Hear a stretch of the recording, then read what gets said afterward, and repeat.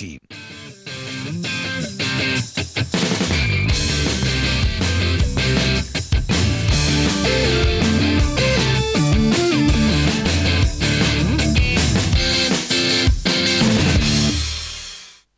With affordable housing becoming the top buzzword in India's real estate, today we put the spotlight on the country's slum capital, Mumbai. To find out how will this city provide affordable homes to its vast population living in illegal, unauthorized chawls in poor living surroundings. Welcome everyone, I'm Manisha Natarajan. Before we begin, consider this, the state of Mumbai slums. In the first official survey which was conducted by the government in 1956, it was found that only 8% Mumbaikars lived in slums. Guess the number today. 5.2 million, or 42% of Mumbaikars live in slums. Those living in slums are not officially poor. Well-educated, middle-class people deprived of housing or adequate housing are also living there. So today on Urban Reality, we ask three big questions. Number one, why have Maharashtra's slum rehab policies not yielded the results, despite the fact that the Chief Minister himself is the chairperson of the Slum Redevelopment Authority? Number two, will the Maharashtra government's new housing policy help at all? The government of Maharashtra has formulated a comprehensive and a very ambitious housing policy. Action plan is to provide 1.9 million houses, of which 0.8 million or 80 lakhs are supposed to be in Mumbai for low and middle income groups. What are the plans to implement it? Finally, will private developers fulfill the affordable housing need? So far, progress here has been limited, despite the fact that Mumbai is amongst the first cities in the world that has adopted a market-dominant model to redevelop slums. And let's begin.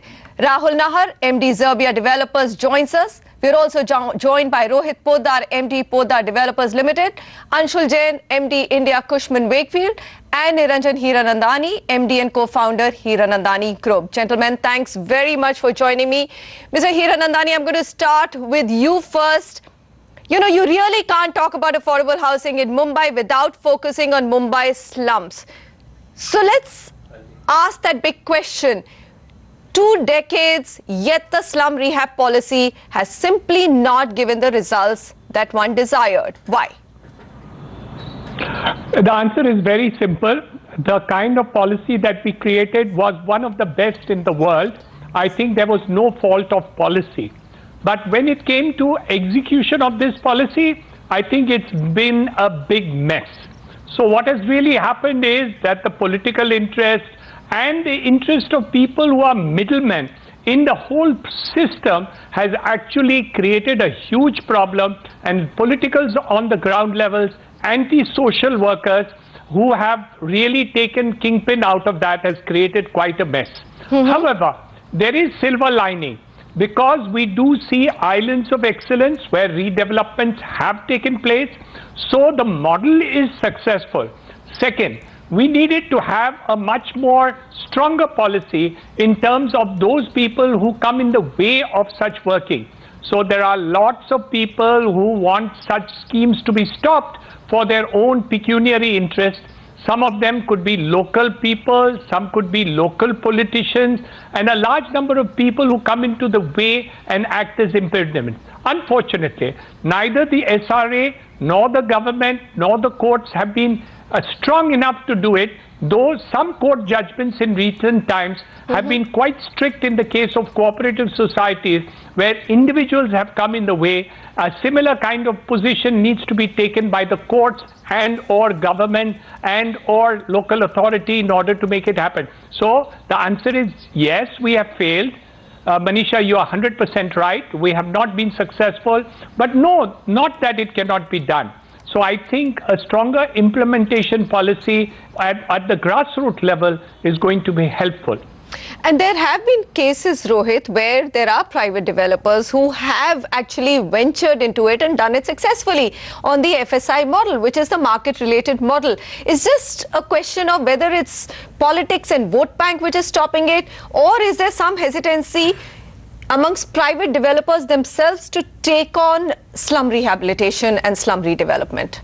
I think the questions are actually interlinked. When you have a policy that doesn't allow ground level clearance to happen efficiently, and you have various elements that basically come in the way of that, then corporates will obviously be hesitant to actually get into the space. So I think if you actually have a policy where, like Mr. Hiran just said, a policy that allows you to clear a particular slum in an efficient fashion, taking a holistic view of the development and taking all stakeholders into consideration, then you'll have. You've never ventured into it. Actually, we have 5 currently. We've actually just cleared our first one, which is in the Diamond Garden, CHEMBUR. Okay. We have 4 more that we're clearing as we speak. I think that we got in because we got news of the fact that you can get an LOI directly now without having to go through the annexure the 2 process. All right. And there's a new GR that's coming out, apparently it may have just come out, that you can in effect get clearances in place, and based on the land size or based on the number of tenements on the property. So you're saying that you have more confidence now? Most certainly. I think the policy is acting as an enabler now than not one that didn't work at all. What about you, Rahul? I think policy is a good policy. I don't see policy is a problem. But would you get into it? Yeah, we're already doing slum projects. We already launched a project recently, which was a slum rehabilitation project. Okay. I think the capitalization of developers is a problem, since slums, take a lot of time to clear, and it sometimes, stretch over a period of 3 to 5 years. And you need very deep pockets to basically bring the project from the ground level, clear the slum, and to launch it. It sometimes, you need a very high level of capitalization. Okay. So I think the problem is capitalization, and also, banks, normally do not fund slum projects. And that is a big problem. That is a very big problem. That's a very big problem. Yeah. Here you have a whole big mission, for the first time. Of course, there have been many slogans in terms of housing for all, but here you have in 2015 Mr. Modi saying this is going to be a mission and an agenda. And at the center, Anshul, there's so much being done. Affordable housing status, infrastructure status to affordable housing, FDI 100%, interest subvention, name it and you've got it on a platter, right? So now look at it in totality and say, can Mumbai become slum-free, and can you really have adequate housing for the poor to the middle class? I think that's a very ambitious statement to say, can Mumbai be slum-free?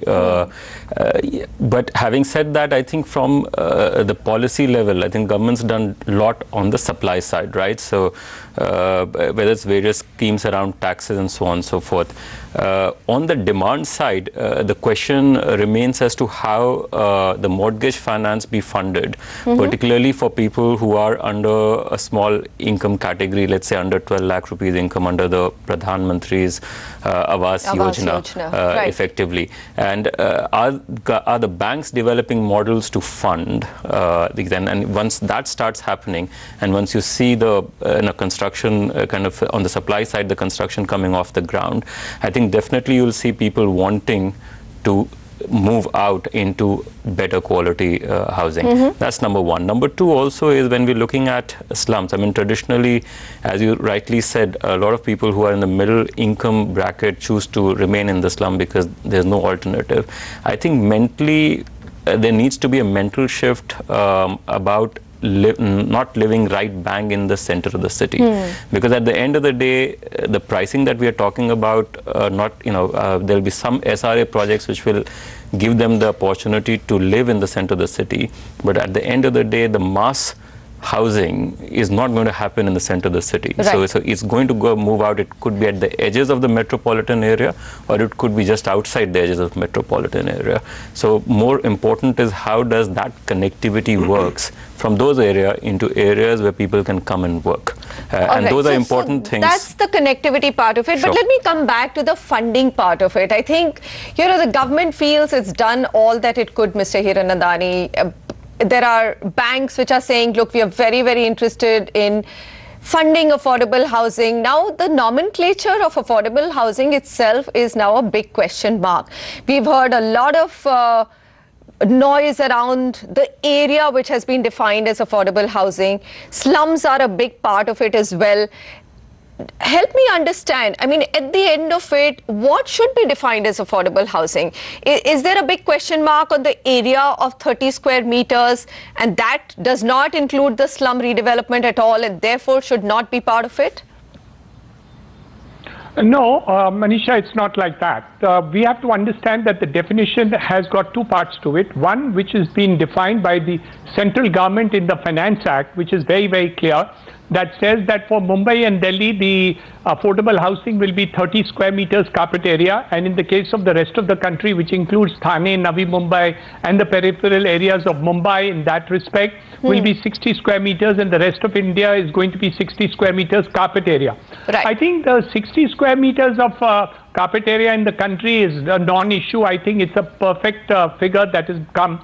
But the 30 square meters in Mumbai in terms of affordability from a size point of view is debatable, and I don't think it's correct. From a price point of view, because the pricing is very high, I think the government thinks that Mumbai and Delhi should not have large houses in the affordable segment, or you cannot have it. But the problem there is slightly different.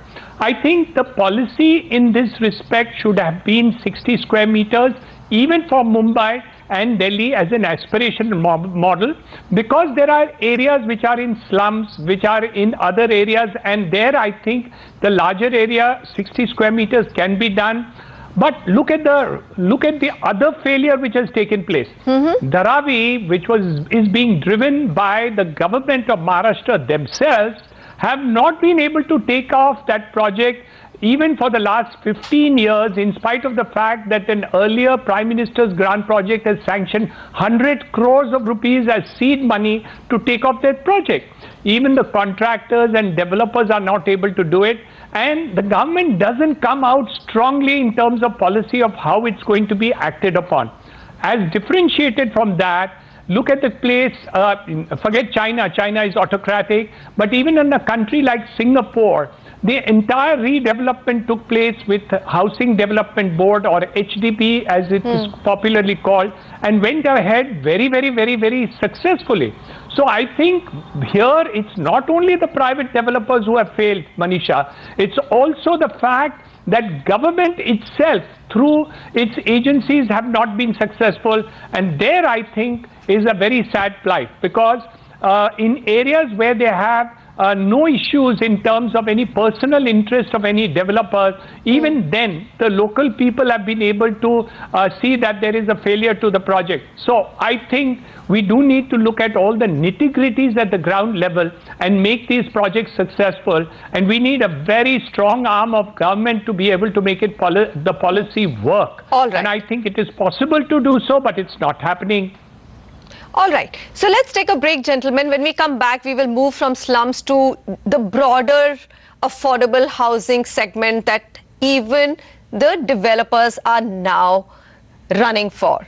I mean, everyone needs to change their business models, because you just look at the inventory overhang in Mumbai, you will not be able to sell high-priced homes. In fact, Knight Frank report says there's an inventory overhang of 80 months in this city. So affordable housing, it has to be. Is the ground prepared and ready for developers now to deliver affordable houses in large numbers as needed? Stay with us.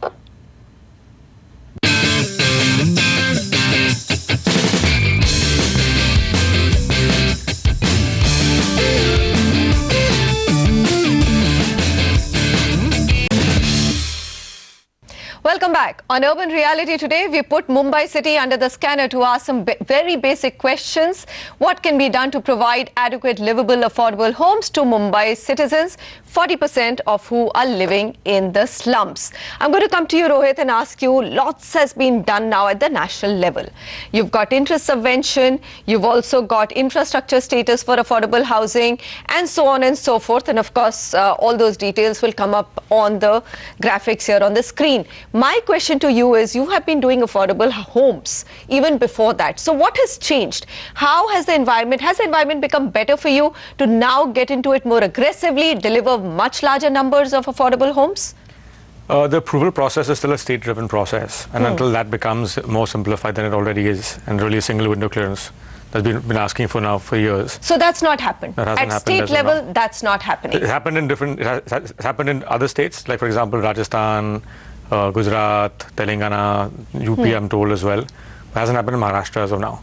Okay. So when that happens in Maharashtra, and we hope it happens soon, we've been hearing, just news articles and sort of information from Mantralaya about it happening imminently. Whenever that happens, you'll have a plethora of projects actually being launched. But we have a situation, Anshul, where even Mr. Hiranandani and Mr. Raheja are all looking at this segment now. They're saying, look, this is where the demand is and we have to reconfigure our businesses to get into that segment. Will they be able to do it? I mean, if approvals are still such a challenge in MMR, then that itself becomes a Herculean task. Add to that bank financing. Who will want to do it? So, and RERA. Look, there's a definite change of business model and how you approach the business model, because affordable housing is not about margins. It's actually about speed of construction and the speed of sales, right?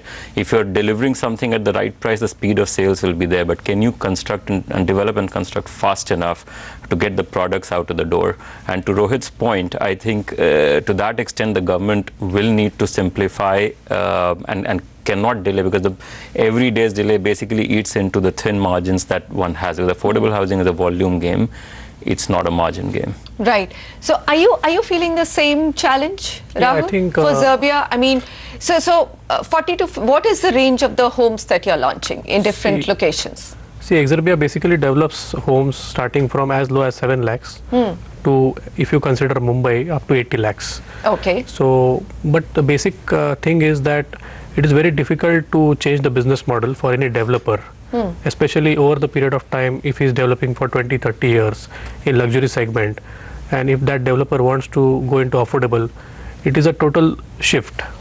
And the mindset, the organization down the line will not be able to cope with it, because it's a total different business. Since I was doing some projects in luxury initially, but this business is totally different. It is a different animal altogether. So are you feeling a bit nervous about it, or do you think that now, if the approval processes are taken care of, is bank funding a problem for you? Do you think funding is an issue? No. I think BJP government has done a commendable job in terms of policy approvals, and I think in a couple of years we'll see the results of it. I think the job which government has done in last 2 years, I think it's the best job ever, and the fruits of it will be seen in the coming months. And I don't think funding will also be a problem to affordable housing, especially if your model is right and if your organization is ready for delivering the product. I think funding will not be a problem, because anyways they have given infrastructure status now in this budget. So I see there is no challenge. Shouldn't be a problem. All right. Mr. Hiranandani, you have had some second set of rules being notified for RERA in Maharashtra. And I think the biggest worry I hear from developers is that, look, this whole market is moving to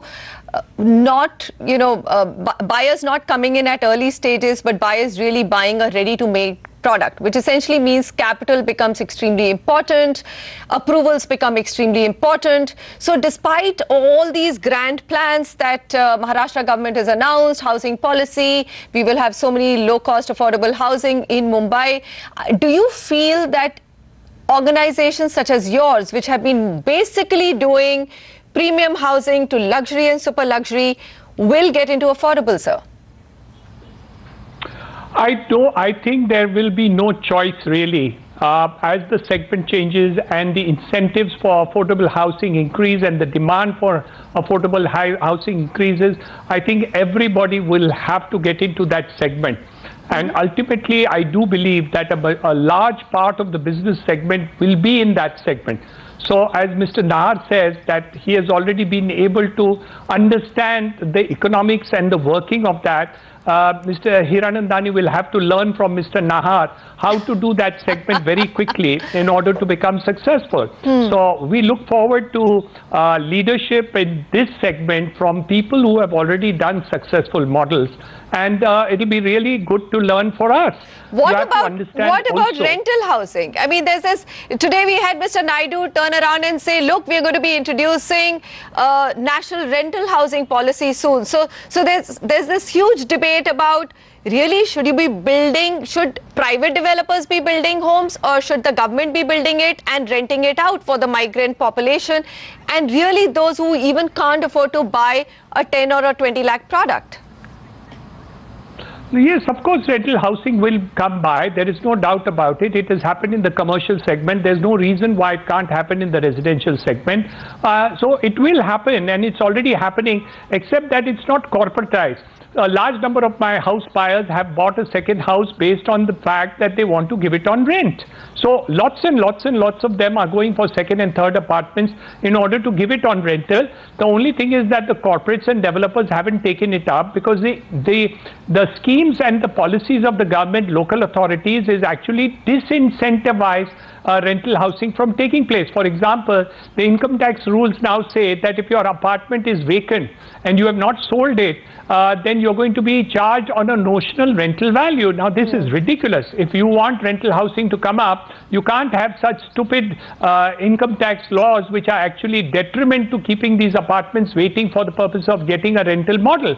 So I think many times corrections need to be done in order before you get these new schemes off the ground, including rental housing to be done. But one thing is certain. This segment of affordable housing shall grow. Okay. Irrespective of whether big builders, small builders, indifferent builders, government sector, etc. The Prime Minister is determined. I think incentivization is only a part of the story, but the drive is going to continue. And I think ultimately that is a segment where the demand does exist. There is a lot of potential in the demand. The only thing is that the stupidity of the local authorities of increasing land prices and also increasing the additional FSI costs is actually contradictory in terms to affordable housing policies. So somewhere down the line, the governments of the day actually create policies which actually disincentivize affordable housing. Look at your ready reckoner rate being increased. Absolutely. In part of my complex, we are selling at 20,000 rupees. The ready reckoner value shows 27,000. So I'm going to be questioned by the income tax. Why am I selling it so low? Right. I mean, these kind of ridiculous statements coming in from the ready reckoner is quite ridiculous and needs to be corrected. Absolutely. I think there is still a little bit of disconnect. I mean, Mumbai on one side talking about affordable housing, on the other side saying, look, property taxes are likely to go up by 1%, ready reckoner rates are going to be revised. There's a disconnect between these two as well. But I think we can conclude that everyone has to get into this business. This is the big pie and this is doable, right, gentlemen?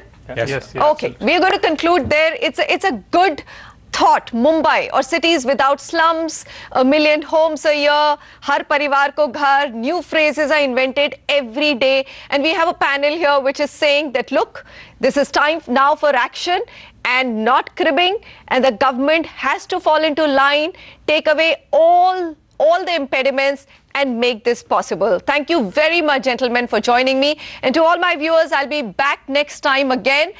Soon going to be presented in the Parliament, National Rental Housing Policy. We just touched upon that today. But as the draft comes out, that's another big debate on how can rental housing in India take off. But that's for another date. Goodbye from me. I'll see you same time again next week.